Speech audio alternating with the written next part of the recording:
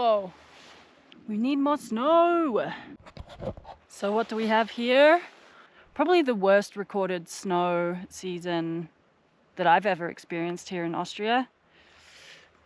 And I'm hoping that it's just an anomaly and that next year will be epic. But for now, we've just been trying to stay safe, of course, number one. Stay safe, choose the days wisely. There's been so many times where I've tried to go out and do some missions, and for what I want to do, the conditions haven't really lined up. Dates haven't lined up. We have a big list of zones that we want to get into and haven't been able to get into them. So fingers crossed that late season means more lines opening up, but of course what comes with that is lacking snow conditions. So you've got to take what you've been given, try and make the most of it. So for reference, these shots are from episode 2, Let Go, from the winter before. And regardless of that low tide season, we found some great zones. The winter of 2025, however, I seemed to be riding more for scoping to get the drone out to check our list of zones that were all just screaming for more snow. So I rode as much as I could to find fresh snow and ride some fun lines with friends. But it wasn't really enough for me to want to take the drone out. Wow!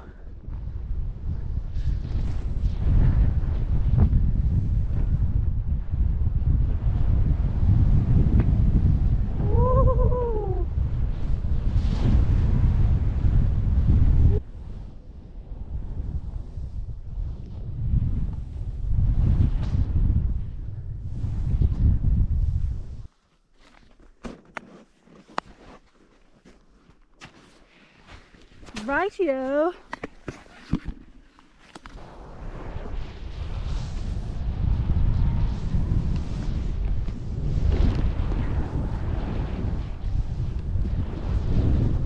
Finally, the stars aligned and the snowpack eased to a safer level to get into one of the zones on our checklist. Finally, at the end of the season.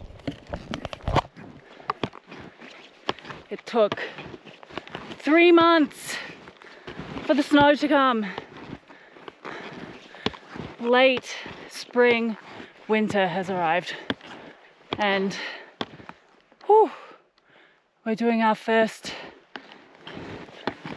proper let go lines. I've been scoping all winter and waiting so patiently for the snow to come. Now it's finally here, and I'm on my skis because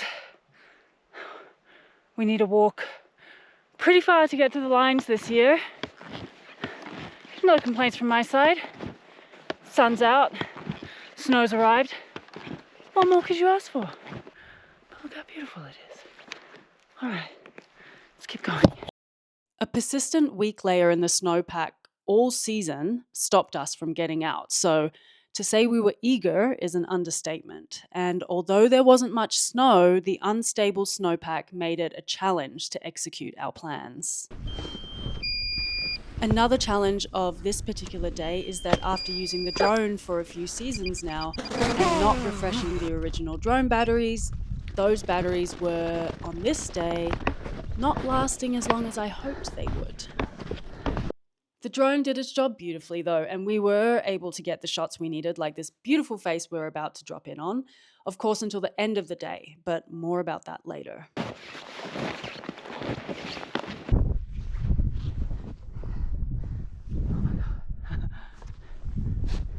The reveal. So close. Ooh. Yeehaw!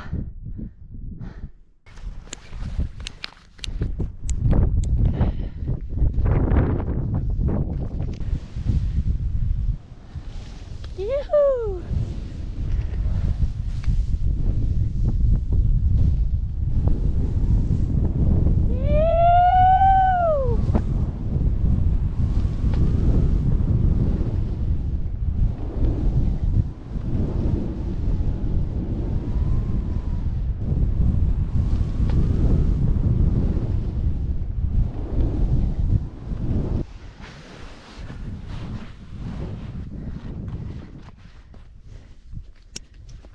was fun. I did not expect to ride another fun face in that day considering the low tide season, but there it is in all its glory, so off to the second face we went. Even on a day like this, where the weather and snow conditions seem stable, it's always important to check the avalanche report and get a gauge on what's happening with the snow. So here I go into avalanche.report. You can go into your area and it'll show you the most updated information about what's happening in the snowpack. You can see all the different variables that's happening with the snow, and I particularly wanted to go into the persistent weak layer. The persistent weak layer that was there last winter is now here this winter. Although we had been studying the snowpack all season, and we made a plan this day to avoid all the variables that the snow report told us to avoid. We rode lines under a certain elevation and on faces that were not too affected by past wind loading. There was still the tricky persistent weak layer hiding under the lowest layer in the snowpack. This winter is unfortunately another unique one. Again, the tricky persistent weak layer exists in the bottom of the snowpack. Many people have died in the mountains this winter due to this exact situation. So before you head out and have fun riding snow, please check the avalanche.report.